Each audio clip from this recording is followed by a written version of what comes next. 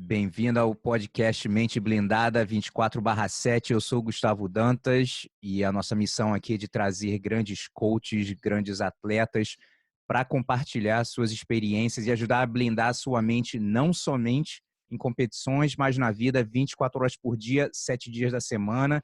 E hoje eu tenho meu camarada Leonardo Santos, campeão do TUF, campeão mundial de jiu-jitsu, considerado um dos melhores pesos leves da história. Tem muita coisa aqui, muita experiência para passar. Diz aí, Léo, como é que estão as coisas? E aí, Gustavo, tudo tranquilo? Tranquilíssimo. A gente está gravando isso em março de 2020. Eu gosto de falar a data porque isso aí vai ficar na net para sempre, né? Então, de repente, daqui a uns 5 anos, alguém está escutando, fala, meu irmão, foi na época que teve aquele o coronavírus, foi isso mesmo? Falei assim, é isso mesmo. É Então, isso mesmo. a gente está gravando nessa época agora, época difícil, né? Mas bola para frente, ser positivo e é isso. Não tem, é o que é, né? É o que é. Não tem, a gente tem que estar. Esse é um momento para ficar mais blindado ainda, né? Porque voz negativa de tudo quanto é lado, da nossa cabeça, da imprensa, de tudo. Então a gente tem que ficar muito ligado, tá passando na nossa cabeça. Infelizmente é um momento bem complicado para todos nós, né? E não o mundo todo, né, Gustavo? A gente está parecendo que está dentro de um filme, cara. É uma coisa que eu nunca imaginei que fosse acontecer e de uma hora para outra isso acontece sem aviso prévio, sem nada, tudo muito rápido e a gente assustado, sem muita informação. É bem complicado. É, sinistro. Mas olha só, como é que foi? Vamos falar aqui para o pessoal que não conhece a respeito da sua história, que às vezes a gente tem pessoas de outras artes marciais também que acompanham, né, e não sabem muito a respeito de alguns dos convidados. Diz aí como é que o jiu-jitsu apareceu na sua vida, quando foi, e aí a gente vai conversando a partir daí. Então, a minha família já veio do jiu-jitsu, né? Começou com meu tio Geraldo Flores, que foi aluno do mestre Fada, né? E ensinou o Wendel Alexander, que é meu primo, e ele é o fundador da Nova União junto com o André Pederneiras. E aí meu primo começou a levar a família toda para o jiu-jitsu, né? O meu irmão, que é o Wagner Fabiano, que hoje em dia mora no Canadá, é o head coach da Nova União Canadá. E isso foi disseminando na família toda.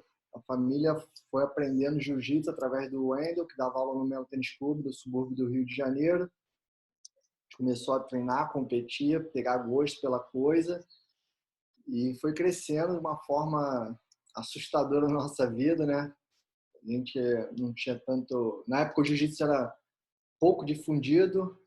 O pessoal até às vezes ficava perguntando o que você faz, né? Eu falava jiu-jitsu, aí ele, Hum. o quê? Aí eu falava judô. Aí já meti o judô, o pessoal entendia mais ou menos. E foi aí que eu comecei a gostar, curtir aquela onda do vale tudo, do jiu-jitsu contra a luta livre. Então foi ali que deu o boom do jiu-jitsu no Rio de Janeiro, no Que ano que Brasil, você né? começou? Eu comecei em 86, 87, Gustavo. Mais ou menos isso. E fui pegar gosto pela coisa lá para 90, por aí, 92, lá para essas bandas aí. Mas foi a hora que deu o boom, né? Do MMA, de luta livre versus jiu-jitsu, aquela rincha. E aí foi, acho que o momento que eu até me apaixonei um pouco mais, né? De poder representar uma arte que eu já fazia, não era mais moda, eu já fazia há muito tempo. Eu falava, eu falei que o jiu-jitsu era mais eficiente, aquela coisa toda. Depois veio o Royce e por aí vai. Mas é uma coisa muito antiga na minha família. É uma coisa que já veio passando de geração em geração e a gente continua trabalhando para que isso continue. E com quantos anos você tinha para a primeira competição? Tu lembra? Gustavo, eu competia muito porque eu fazia aquela Liga Niteroense, né? A gente competia na Liga Niteroense, ali o Melo, do subúrbio do Rio de Janeiro, a gente ia viajar muito para Niterói para competir. E nem Eu tinha tanto no acredito. Rio também, né? Era mais forte Não, até na liga não. mesmo que. Sim, até do Rio, na época, o que era muito forte era a competição de adulto, né? Que eram É. uns campeonatos assim, a Copa Atlântico Sul, as Copas Axie, no Axia, as Novo coisas. Leblon. Isso, não tinha tanto para criança. Aí a Liga Niteroense que trabalhava muito com criança. Eu acho que eu fui competir lá com uns 8, 9 anos, cara. E eu lembro até disso, que na época que eu competi até com uma menina uma vez, porque não tinha gente da minha categoria, era poucas crianças, né? E eu competi com a menina. Aí tomei no sarrafo, não sabia nem onde estava, né? O que aconteceu na minha vida. Mas criança e tal, aí continuei competindo e fui pegando gosto, pegando gosto. Na verdade, eu gostava da bagunça, da amizade, né? Daquela coisa ali de estar junto. Nem me ligava tanto para a competição. Então, perdia, ganhava, ia vivendo aquilo ali. Mas foi uma fase muito boa da minha vida. Tá, e quando você ia para as competições, assim, mesmo quando criança, você sentia bem, solto, assim, que como a gente fala da parte psicológica, quando criança é difícil até dizer, pô, eu ficava nervoso, não sei o que, nem sabe, né, que é tão novo, né, cara? Tipo assim, o bom é ser uma brincadeira, mas é difícil quando hoje em dia você vê, pô, vários pais perdendo a linha, botando pressão na criança, sabe? Ah, você tá ligado em todo, não só no jiu-jitsu, mas todos os esportes. Mas como você lembra dessa parte, assim, vamos supor, psicológica, quando era mais novo? Gustavo, na verdade, cara, eu não lembro de estar nervoso, entendeu? Eu apenas ia e competia, algo que já estava, sei lá, meio que automático no subconsciente, não sei. Eu só competia, tentava fazer o que eu sabia nos treinos, entendeu? Não, não tinha meu pai e minha mãe dando essa pressão, mesmo por ser primo do André Alexandre, professor, e irmão do Wagner e Fabiano, que naquela época era o grande nome do time do Del, eu não sentia pressão, nem me tocava nisso. A grande Uhum. verdade é que o mais gostoso era da amizade, desse negócio de viajar. Viajar, na verdade, é porque como eu era subúrbio do Rio, né, e a dificuldade financeira era muito grande na parte da minha família, eu eu viajar do Rio para Niterói, passar na ponte Rio-Niterói por conta do esporte, com o Era o jiu-jitsu, evento, né? era um evento. O dia que eu fui para Teresópolis, cara, que eu vi o dedo de Deus, essas coisas, então, cara, aquilo é o auge, é o auge. Você vir para um lugar que você nunca imaginava, só vivia na Penha ali, no subúrbio do Rio, não tinha muito para onde ir, não viajava muito, então poder viajar com os amigos, fazer aquela bagunça no ônibus, eu acho que aquilo ali era o foco, na verdade, entendeu? A competição era um bônusinho a mais que ia ter todo mês, eu sabia que ganhando ou perdendo eu estava competindo, então não teria problema. Há uns 5 anos atrás, acho que 6 agora, eu criei uma lista chamada os erros, top 10 erros que os atletas do jiu-jitsu cometem, erros psicológicos que os atletas cometem e como evitá-los. Tudo baseado nas besteiras que eu fiz, né? Nos erros psicológicos que eu cometi e tentando mostrar para as pessoas, tipo assim, pô, ou se você já cometeu esse erro, como superar, ou se você é professor, de repente, como até entender o que está passando assim é, na, com o aluno.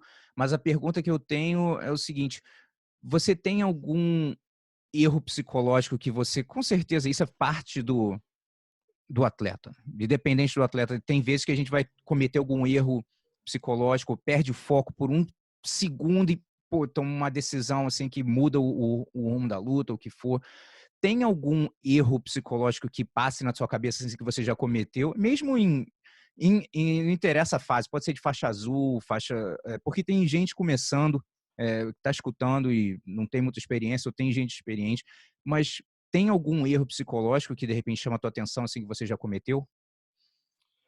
Gustavo, eu acho que um dos maiores erros que eu vejo hoje em dia, até mesmo perto de mim, na parte de alguns atletas, é aquela coisa de você valorizar muito o seu adversário, entendeu? É tipo assim, vangloriar ele demais. Aham, dá muita Aquela moral, coisa, né? dá muita moral pro cara, pô, tu viu o que ele fez com o fulano, tu viu o que ele fez com ciclano? Meu irmão, isso é uma coisa que eu já cometi uma vez, e no meio da luta eu fui sentir que não era isso. E aí, tipo assim, aí teve também aquela coisa de, tipo assim, você ter capacidade técnica para fazer um improviso, para você mudar no meio da luta, entendeu? É. Porque até certo ponto eu tava, tipo, vangloriando a pessoa, achando que era demais, não sei se ia conseguir, e no meio da luta eu fui sentindo que não era nada daquilo. Que talvez o meu jogo, talvez não, com certeza meu jogo, meu estilo de luta, não sei, estava atrapalhando ele. Ele poderia fazer isso com milhares de campeões, mas comigo não estava dando certo. E aí eu cresci na luta. Mas foi um momento que eu, tipo assim, que eu percebi.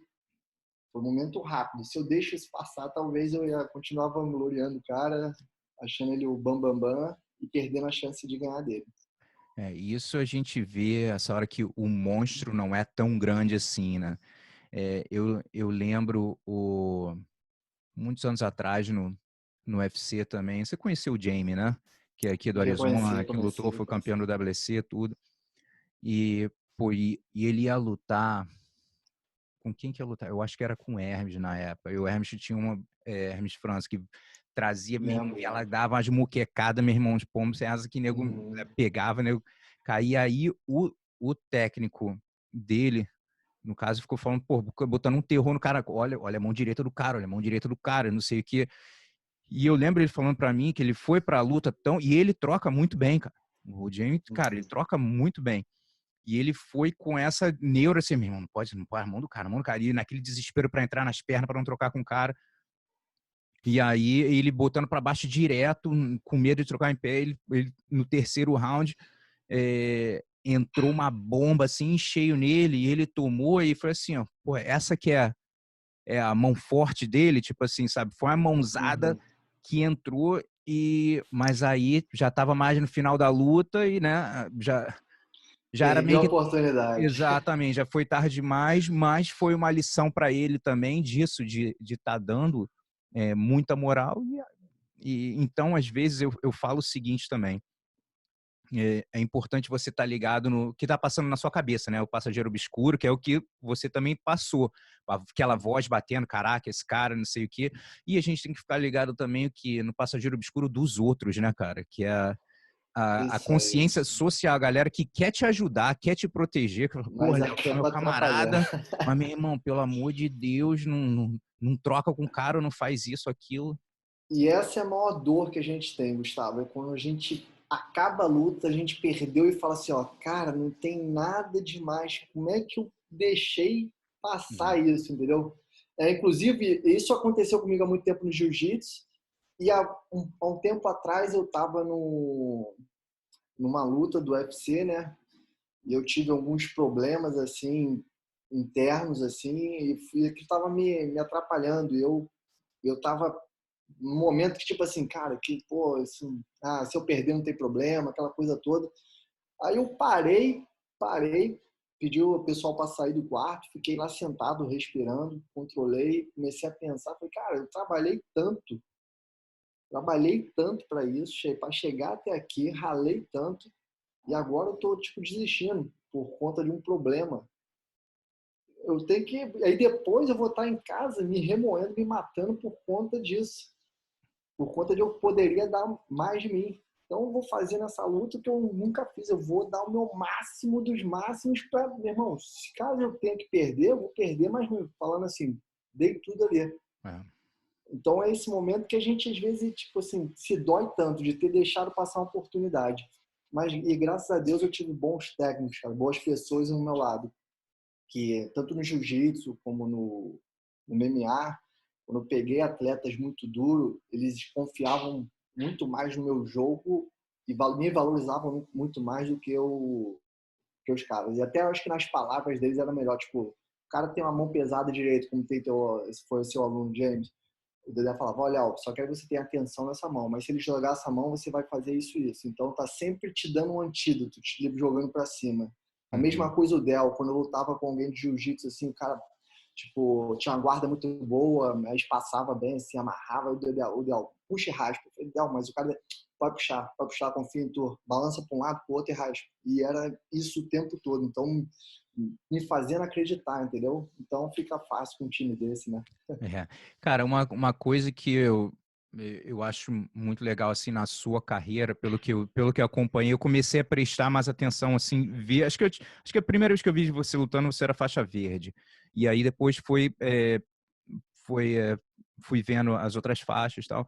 E, cara, uma coisa que acho que fez a diferença muito grande na sua carreira, acho que você foi um cara sempre muito consistente com performance. Eu acho que pelo fato de você não se sentir, de repente, tão pressionado de lutar, e o sentimento que eu tinha é que você estava fazendo tudo assim, o que você treinou, você estava fazendo no campeonato. Às vezes dá certo, às vezes não dá, mas você estava fazendo. É uma coisa que eu tive momentos na minha carreira que não conseguia transferir tanto. E, cara, é o que acontece com muitas pessoas, por isso que eu faço esses áudios, esses vídeos, para o pessoal ver que não está sozinho. Tem gente que, de repente, consegue lidar um pouco melhor que outros, tal. Mas vamos falar um pouco dessa consistência. Qual foi alguma luta, provavelmente várias, mas de repente alguma luta que você, uma das melhores performances que você já teve, independente de título, que eu sempre tento buscar como você se sentiu, você fala, caraca, no jiu-jitsu, porra, me senti bem, tudo encaixou, não tava com lesão, preparação foi tudo certo. Qual um campeonato que vem na tua cabeça? Um campeonato que eu estava bem, Mundial de 99, minha estreia na faixa preta, surpresa, contra o Royer Gracie. Acho que essa foi uma luta, foi algo, tipo assim, aconteceu de repente, eu poderia me diminuir naquela situação, me fazer de pobre coitado, dar desculpas, mas não. Foi um momento que, tipo assim, eu tive que botar o peito, botar a cara, abraçar a situação e mostrar do que eu era capaz, do que eu estava treinado, entendeu? Ganhar a faixa preta uma semana antes, que antigamente era assim, né? 2 semanas, eu acho, Uhum. que tinha um sorteio, para lutar com um dos maiores nomes do jiu-jitsu, que é o Roller Gracie, e o estádio entupido, torcida toda a favor dele. E aí foi uma das situações que, tipo assim, eu ia enfrentar ele e eu fui, tipo, cara, é o cara, é isso e tal. Mas aí, durante a luta, ele, tipo, não estava se achando muito no início, e aí o Del começou, e aí que eu falo da sintonia da pessoa que tá te jogando para cima. Del o tempo todo, Léo, tu tem que acreditar, Léo, a queda safada que a gente fazia Uhum. antigamente, né? Tô ligado. Então, Léo, a safada, dá a queda safada, Léo, ele vai cair, Léo, acredita, acredita, e eu, teve uma hora que, meu irmão, deu aquele estalo, falou, meu irmão, não tem nada a perder, tô aqui, sou faixa preta igual a ele e vai cair. E foi a hora que deu a safada. Aí, meu irmão, começa a guerra, né? Aí ele É. abriu o placar e começa aquela pancadaria. Mas foi um momento que eu estava muito bem treinado, graças a Deus, graças a vocês, meus amigos, a equipe Nova União toda que estava lá. Foi um dos maiores e melhores camp da história da Nova União. Foi na Gama Filho, foi uma coisa gigantesca, monstruosa. E, e tipo assim, me botou pronto para uma situação inusitada, que ninguém esperava. O Léo ganhar preta para lutar ali. E aconteceu e eu abracei daí.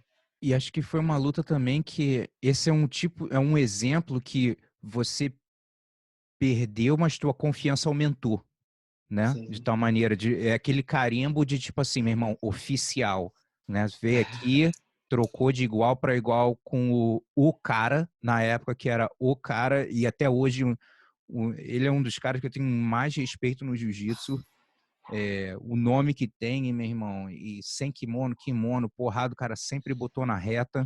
Eu tenho um Absurdo. respeito pelo Royler assim absurdo, né? Então, e você ir lá e conseguir trocar de igual para igual, é bom para levantar todo o time e falar, meu irmão, não é porque, pô, eu perdi, falo, não, acabei de chegar aqui e tô pronto para trocar com qualquer um.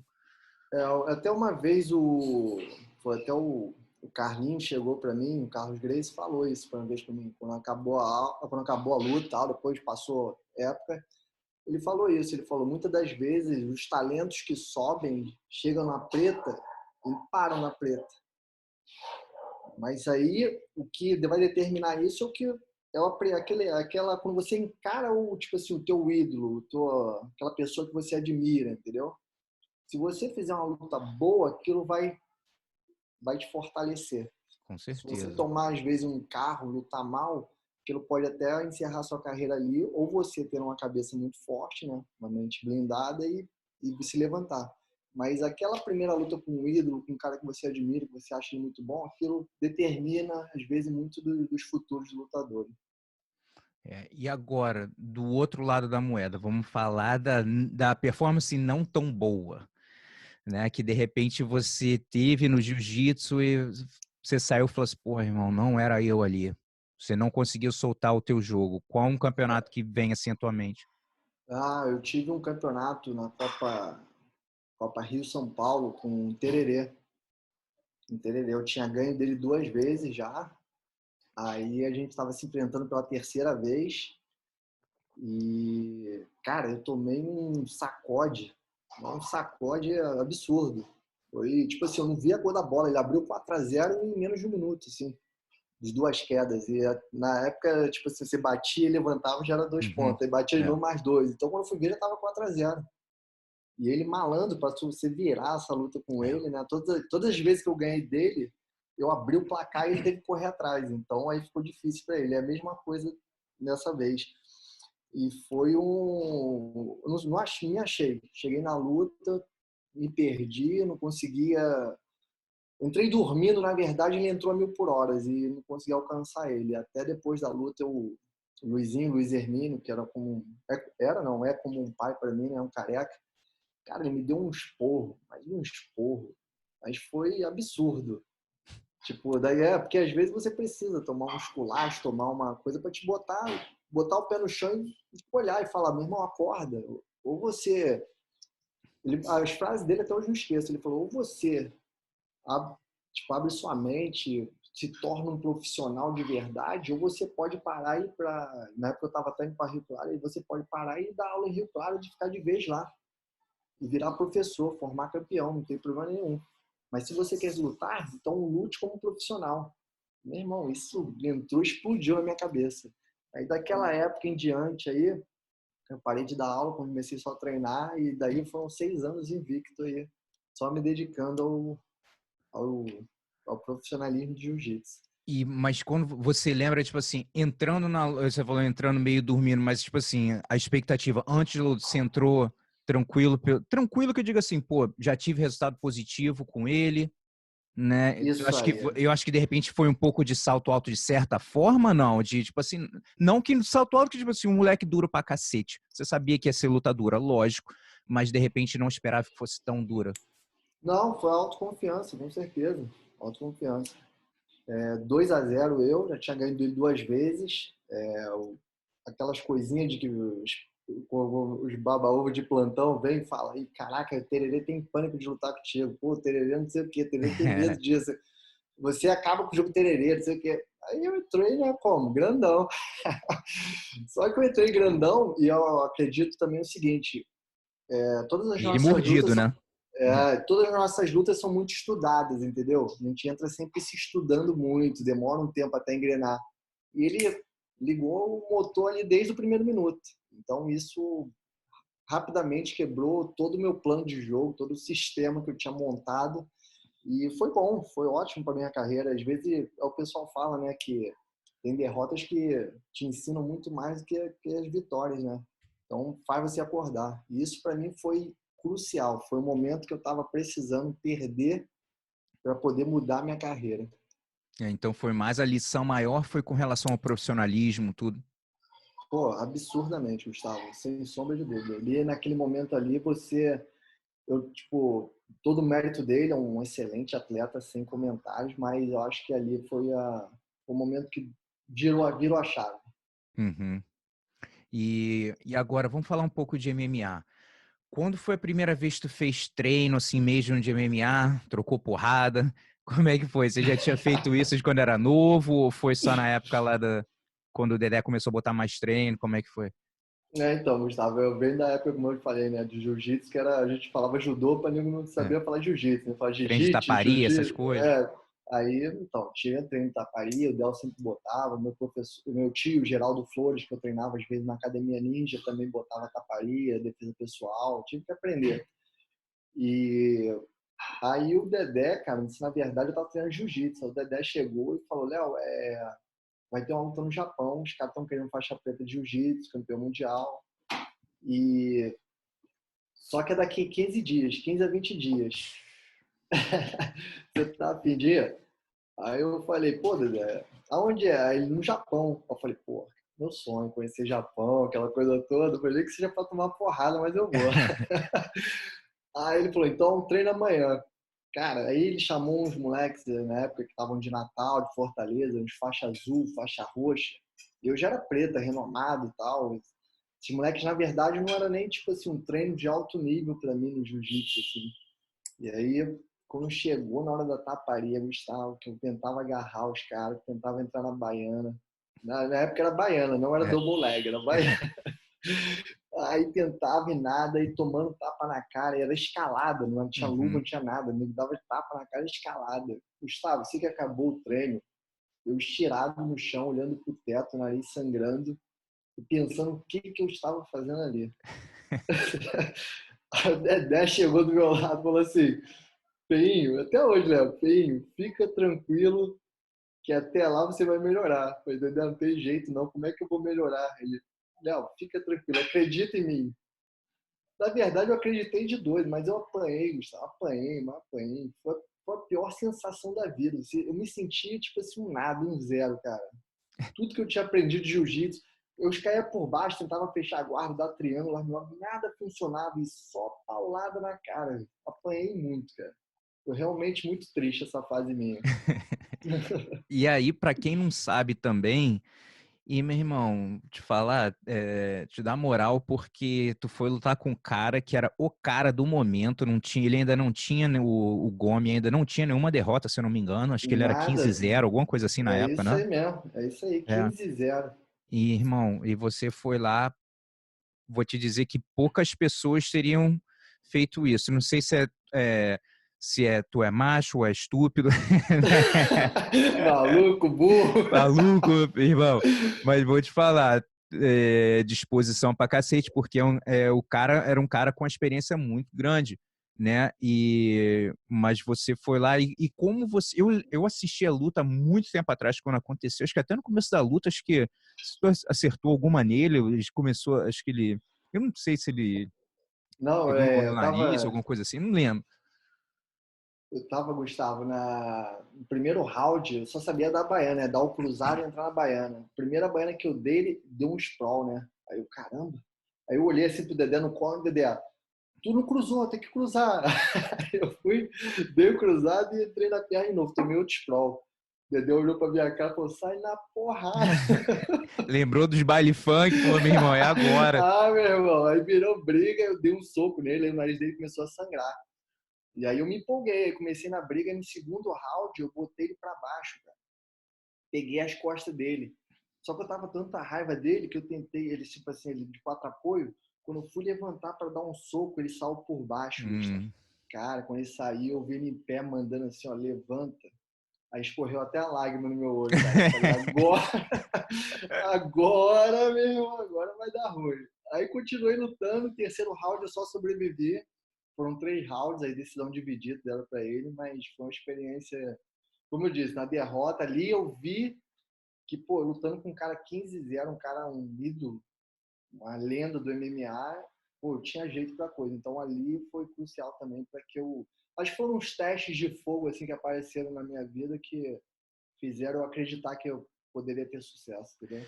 E a mesma pergunta que eu fiz com relação ao jiu-jitsu no MMA, qual foi uma performance que você também sentiu? Falou assim, pô, foi o que eu me senti melhor, solto, as coisas se encaixaram, camp foi excelente, foi sem mínimo assim de lesão. Ó, aí é difícil. No MMA a gente ter um camp sem É, lesão é tipo assim, mínimo quase que eu digo, né? De o repente chegou mínimo. ali. O mínimo, eu acho que de camp sem lesão que eu tive foi a final do TUF. Eu acho que eu não tive tanta lesão.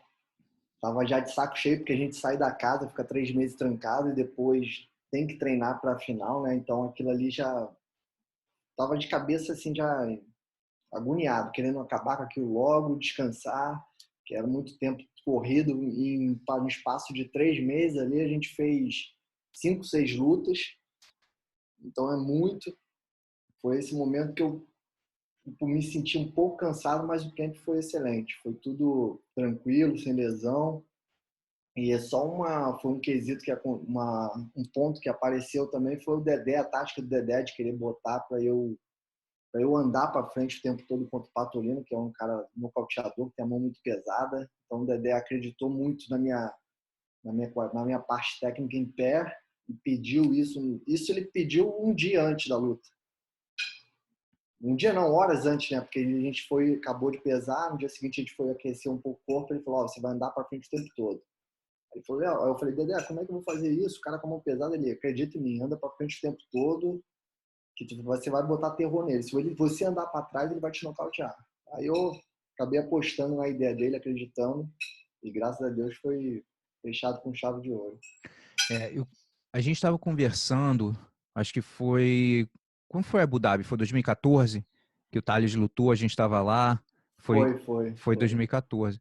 E aí eu lembro que eu pergunto, que eu sempre gosto de perguntar isso para as pessoas, e eu te perguntei a respeito com isso, né? Momentos assim que de repente na parte psicológica você teve que se superar, que teve alguma coisa assim difícil, e você comentou como foi difícil na casa, um momento assim de saudade da família, do filho, né? Como foi no final já estava mexendo com você, essa parte, não só você, mas com todo mundo, né? Com quem tá na casa, tá de saco cheio ali. E como é que foi essa batalha interna lá, assim, de saudade da família, do dia a dia? Como é que foi?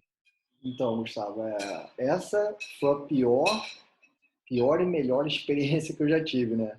Muito bom estar na casa, de ser selecionado, de estar enfrentando os melhores, mas a sensação de ficar trancado 3 meses, eu estava com um filho que tinha 1 ano, acho, meu filho, 1 ano mais ou menos, você não ter notícia dos seus familiares, não poder ver televisão, não escuta música, não vê notícia, não vê nada, você fica trancado com os caras que você vai lutar, entendeu? Então, acho que essa aí é uma experiência bem complicada, cara, bem complicada. Você só sai da casa para ir lutar e treinar e volta o tempo todo. Convivendo com pessoas que você nunca viu, ter que se acostumar com certas manias, com provocação, com aquela coisa de estar a câmera o tempo todo na tua cara. É uma experiência bem, bem escrota, na verdade. Uhum. E chegou um ponto de eu já estar querendo, meu irmão, chutar o balde. Era o meu sonho estar no UFC, mas chega lá dentro da casa, tem um ponto, uma hora que você fala, cara, tá perdendo a graça.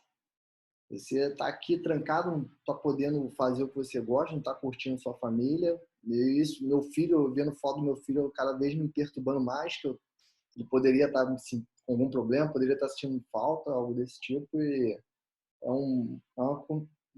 é bem complicado. Ao mesmo tempo que você tem que usar aquilo como motivação, ao mesmo tempo que ele tenta te desanimar de você querer sair. Então vai chegando uma hora ali que dá aquela vontade de desistir. Mas aí, conforme a gente foi lutando, e teve uma coisa que foi crucial também, foi um dia eu fui lutar com uma Marreta e o José Aldo fez a visita na casa. Aí, cara, isso me deu uma, sabe, recarregou as baterias. Aí isso acho que foi crucial. Acho que Deus enviou ele ali para dar aquele ânimo.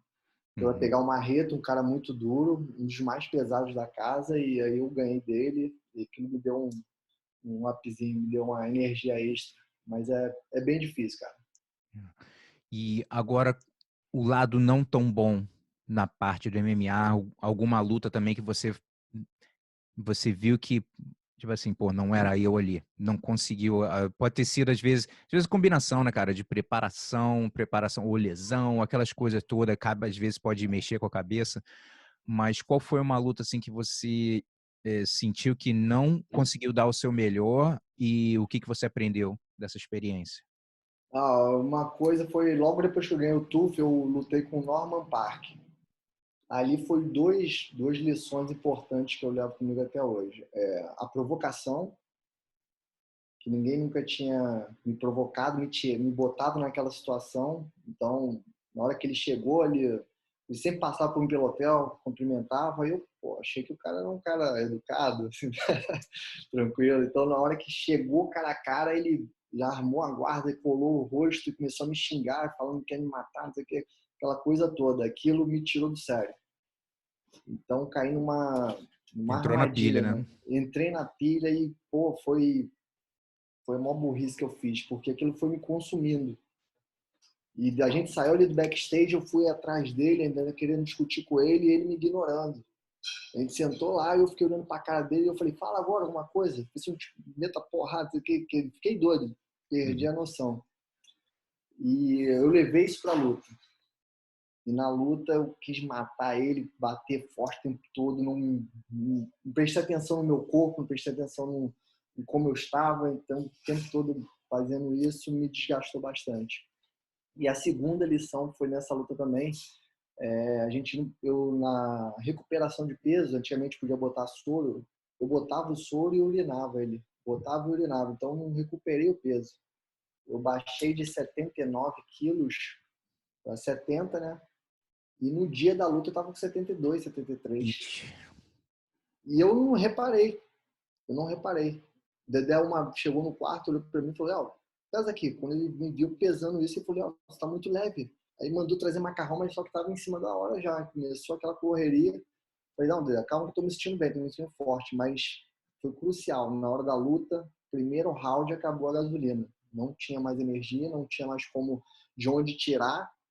E ali eu só sobrevivi. Consegui um empate, não sei Deus como, mas dei mole nessas duas situações, de o peso, de não ficar atento, e do Norman Park me tirar do sério, me botar numa zona onde eu nunca tinha estado. E não soube, tipo, parar e analisar a situação. Tanto que depois que acabou a luta, ele, cara, não fica com raiva não, são só negócios, e é isso aí. Aí riu e eu tive que rir. Beleza, beleza, quem se ferrou foi eu. A estratégia funcionou, né? Pô, perfeitamente. Eu vejo hoje o Conor McGregor fazendo essas coisas todas, é perfeito. Ele te tira da tua zona de conforto, da tua paz, ele te joga na zona dele. E aí, ele já está acostumado com aquilo, você não, né? E agora, essa experiência, você ainda está ativo, né? Mas também ajuda muito o pessoal aí que está se preparando para a luta e tal. E se você tivesse falar uma coisa, assim, um conselho para a galera que ainda está ativa, que está lutando, o pessoal está começando ou não, deixa eu ver, um conselho assim que você passa para eles, coisas que você aprendeu, eu já vi coisas como essa de, pô, meu irmão, não entra na pilha, não sei o que, ou dá muita moral, os erros psicológicos que acontecem é, nesse momento. Qual seria alguma dica assim que você daria? Cara, eu acho uma dica que eu vou levar para minha vida, que é muito importante. Eu passo isso para a galera ali, para a molecada nova, que hoje em dia eu posso chamar molecada nova, né? Que eu já tô coroa, já tô velhinho, mas acho que a consistência, né? Até no jiu-jitsu mesmo, acho que eu sempre falava isso pro Del uma vez, eu sempre competia no campeonato importante, vamos dizer, o mundial, e depois parava um mês, 2 meses de treinar, aí só voltava a treinar depois quando tinha outra competição, aí só vinha depois para querer curtir a vida e tal, aí só voltava depois de uma competição outra mais importante. Então, a partir do momento que teve essa derrota, entendeu? Tipo, carreguei isso um pouco para dentro do meu coração, esse ódio, né? E aí eu comecei a ver que eu me mantendo treinado, me mantendo em constante treinamento, isso não era só para competição, isso era para evolução tudo, da minha parte técnica, da minha parte física, psicológica, tudo. Então, acho que isso aí mudou meu modo de pensar e eu acho que até hoje, eu ainda estou na ativa, lutando bem por conta disso, por conta desde aquela época, eu venho me mantendo treinado, fazendo os treinamentos, me mantendo tipo assim, ativo. Eu acho que isso faz toda a diferença em tudo, na tua parte técnica, então, principalmente, cara, porque você, às vezes, eu falo pra galera que às vezes a gente entra em camp, mas não tem que ser, o camp tem que ser o ano todo. É. Você tem que estar treinando o ano todo, mesmo que menos, mas você tem que estar afiando as suas armas o tempo todo, entendeu? Então, acho que isso foi crucial na minha vida, na minha carreira. E a outra é curtir essa caminhada. Às vezes você bota um foco lá no final, né? Ou eu quero ser campeão mundial. Depois que é campeão mundial. E aí, você vai fazer o quê? Ah, não, eu quero ser bicampeão mundial. Tá, mas você perde, às vezes, um pouco disso. Quando eu entrei no TUF, quando eu entrei no UFC, né? Eu botei uma meta seguinte, eu quero chegar ao top 10. A pessoa, pô, mas você não pensa no cinturão? Eu falei, penso, é um sonho. Mas eu quero curtir esse caminho todo até o top 10. Eu tô curtindo, eu tô lutando, tô felizão. Eu gosto de estar treinando, eu gosto de estar vendo a molecada evoluir, eu gosto de estar participando disso, esse processo. Até da perda de peso, cara. Isso é uma coisa que, tipo assim, são poucos que sentem o que a gente sente, entendeu? De estar perdendo peso, de estar sofrendo depois daquela vitória. Pô, quando o juiz levanta a mão da gente, aquilo não tem preço, cara. Aquilo é a melhor sensação do mundo, entendeu? Você, num estádio lotado, o pessoal gritando, você escutar a tranca do octógono fechar, bater, cara, você entrar num estado de, tipo assim, de alerta de que a festa vai começar, agora a parada é séria, isso aí não tem preço, cara. Isso aí não tem preço. Mas isso eu fui, tipo assim, juntando, conversando com pessoas mais velhas que lutaram durante muito tempo, Dedé, o Pedro Riso e muitos outros, assim, que você vai vendo que os caras sentem muita falta disso. Eles, tipo assim, eles se aposentaram, eles pararam, mas eles queriam estar ainda nessa festa, nessa brincadeira. Então eu tento, tipo assim, curtir ao máximo, aproveitar ao máximo, prestar atenção ao máximo nisso, para que amanhã, quando eu parar, eu possa falar, cara, tô tranquilão, curti tudo, sou feliz da vida e é assim que eu curti minha vida. Entendeu? Legal, é uma coisa que eu falo também pro pessoal do jiu-jitsu, né? Agora tá o break aí de campeonato, tá tudo parado. Lógico que daqui a pouco já vai estar de volta. Mas eu pensava, ainda mais nos últimos anos, competindo, a gente vai ficando mais velho, vai mudando, lógico, como a gente falou, a nossa visão com relação a isso. Mas a palavra que eu digo é para pensar quando tá na área de aquecimento é gratidão, porque cara, você faz jiu-jitsu porra, há tanto tempo. Quantas mil pessoas você já viu entrar e sair do jiu-jitsu, né? É verdade. Então, às vezes a gente está na área de aquecimento e a gente não para pensar que, tipo assim, tem gente em casa que, meu irmão, se amarrava em jiu-jitsu, parou de treinar porque vida, meu irmão. Vida, responsabilidade dos trabalhos, trampo, criança. Mas na cabeça, assim, quem dera eu pudesse estar treinando jiu-jitsu agora, que sente a falta. Ou seja, você ter o luxo de estar lutando um campeonato, independente, pode ser campeonato pequenininho, que tu vai fazer um faixa branca, vai fazer 2 lutas, não interessa. Tem gente que nem treinar o cara pode, não tem dinheiro, ou lesão, ou idade, né? Então, o que eu falo para as pessoas, eu pensava muito nisso, quando sentia aquela ansiedade na área de aquecimento, sentir mais aquela animação de, meu irmão, tô fazendo exatamente o que eu quero, porque um dia, galera, não vai ter Master 8, Master 9, não vai ter, vai fechar a conta, não vai poder mais lutar. Então, é aproveitar agora. Então, assim, se eu digo o seguinte, por exemplo, agora, eu não estou com vontade de lutar, eu não estou com vontade de passar o processo. É diferente, tipo assim, eu não estou afim. É diferente de quem, de repente, quer lutar, mas está com medo de lutar porque não quer perder, não quer desapontar os outros. Eu falo, aí não pode ser isso, porque é aí que vai se arrepender. Tá se privando da melhor coisa que existe na vida, né, cara? Você se desafiar, se testar, cara, isso é muito bom. Isso é ótimo, cara. Você resumiu tudo, gratidão. Gratidão de estar ali, de estar podendo fazer o que ama. Eu falo até hoje, cara, eu não posso reclamar, cara, da minha vida. Apesar de ser um ser humano e reclamar muito, Uhum. eu não posso, cara. Eu faço o que eu gosto desde criança. Eu nunca trabalhei com outra coisa a não ser o jiu-jitsu. Até hoje o que me sustenta é o jiu-jitsu, é a luta. Então, cara, eu realmente sou um cara, posso dizer que sou um cara abençoado. Tudo que eu mudei na minha vida, as condições que eu tenho hoje, tudo, as amizades que eu tenho hoje, veio tudo conectado através do esporte, através da luta. Então, eu realmente sou um cara muito grato. Se um dia eu parar, eu vou estar feliz por tudo que eu fiz, tudo que eu consegui. Não tenho o que reclamar. É até um pecado eu reclamar. Uhum. Só Entendeu? agradecimento.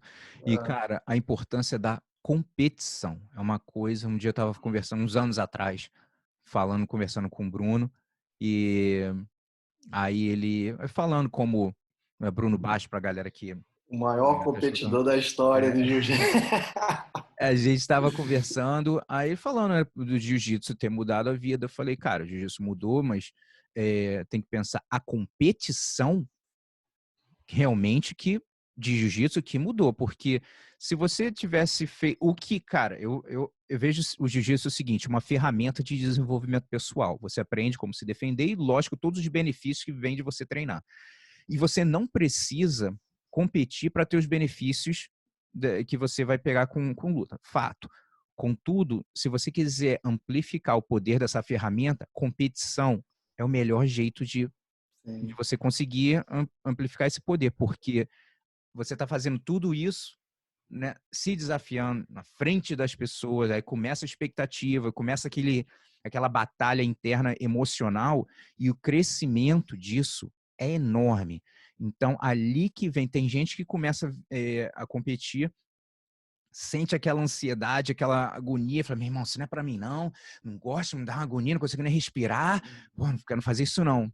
E só que não vê o benefício de você estar ali se encarando e estar constantemente se desafiando, saindo da zona de conforto, é o que você tem que fazer na vida. Né? Você tem que se desafiar na vida, mesmo que você não lute campeonato nenhum, você tem que se desafiar na vida. Um trabalho que é um pouco um desafio maior, ou algum estudo, ou algum curso, ou alguma coisa, você está sempre se desafiando. E tem mais, nem sempre as coisas vão ser do jeito que você quer, nem sempre você vai ganhar todas as lutas e vai ter a melhor performance da vida. E na vida, da mesma maneira, nem sempre você vai ter o resultado que você quer, vai ter o trabalho que você quis, não deu certo, mas você vai continuar tentando. Então, acho que a competição é uma prática, assim, tão realista para a vida, do que você tem que encarar todo dia, de como lidar com a sua batalha interna, que não tem preço.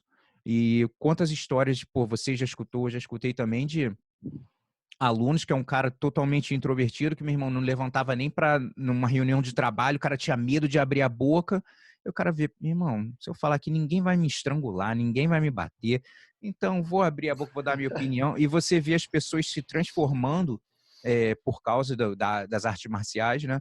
E eu acredito que a competição ajuda a levar a outro nível os benefícios da luta. Com certeza, Gustavo. Isso aí você resumiu muito bem isso aí, cara. Eu até falo isso muito com a minha esposa, com meu filho. Meu filho começou no jiu-jitsu há pouco tempo, e aí é com aquela onda de iPad, de celular, para tirar de casa para treinar, é difícil e tal, mas forcei. Fiz um esforço e vamos treinar jiu-jitsu. E ele adora competição, cara.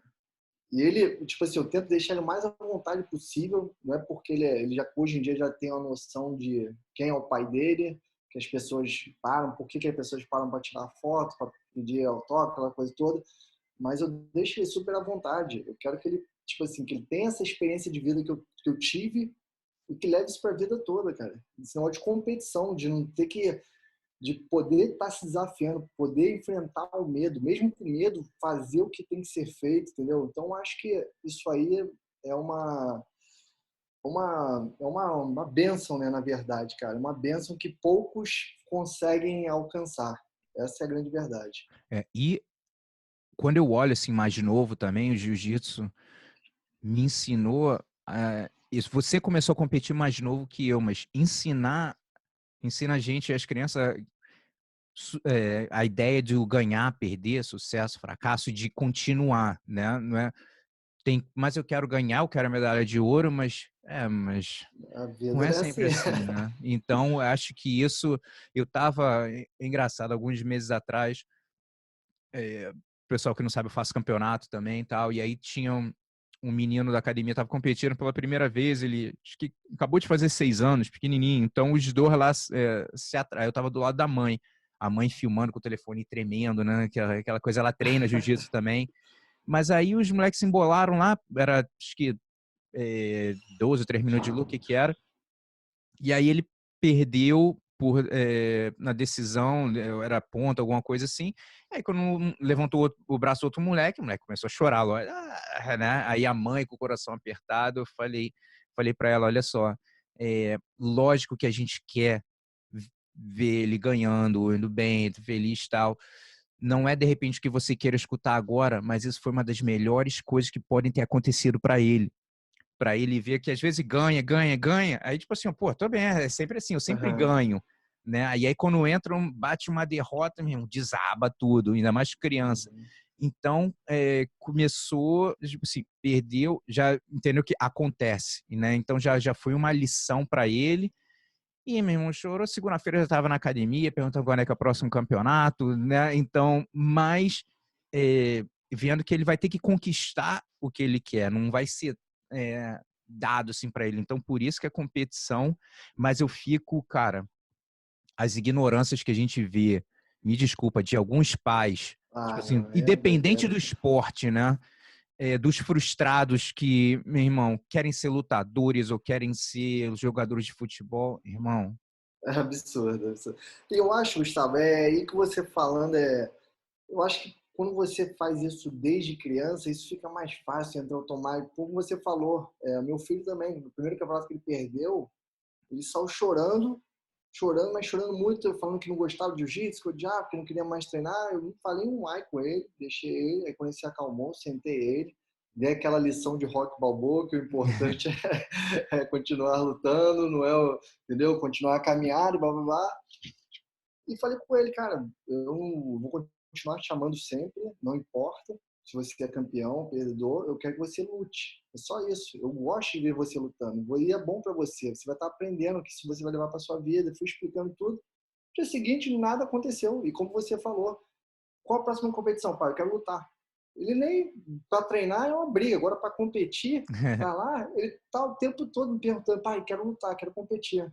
Então, criança, eu acho que é muito mais. Ela esquece isso muito mais rápido, mas de uma forma muito boa, aquilo vai acrescentando na vida dele sem ele perceber. Então, realmente é maravilhoso pra gente, né? E para começar, para a gente poder fechar aqui, qual você olhar algumas das lições que você aprendeu com competição que você leva para sua vida, para o seu dia a dia, como pai?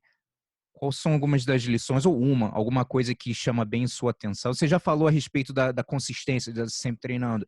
E Uhum. consistência é uma coisa importante na vida, em todas as áreas. Então, é bom que você já vê o resultado de ser consistente, ver, pô, quando eu sou consistente aqui, dá certo. Então, você começa a ser consistente em outras áreas. Mas, baseado, pô, nesses anos todos, das lições de vida que você teve, o que você vê, assim, que acrescentou demais, assim, na tua vida, a competição?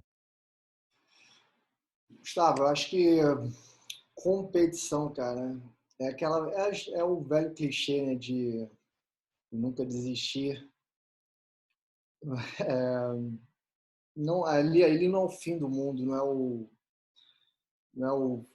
não é o fim da sua história, da sua carreira, por mais que seja de derrota, por mais que seja a pior derrota, né? Mas eu acho que é um dia após o outro, cara.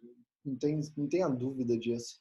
Às vezes a gente perde, ainda mais quem está acostumado muito a ficar ganhando durante muito tempo, né? É. Quando você perde, é uma pancada que difícil levantar, difícil levantar. Eu acho que é isso.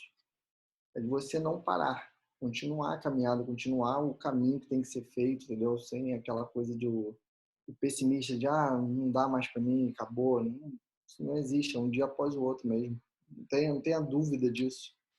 Eu já tive uma experiência muito ruim dessa, de eu estar entrando no MMA também, tomei um nocautezão rápido e achei que era o fim do mundo, que minha carreira ia ladeira abaixo e hoje eu tô aqui.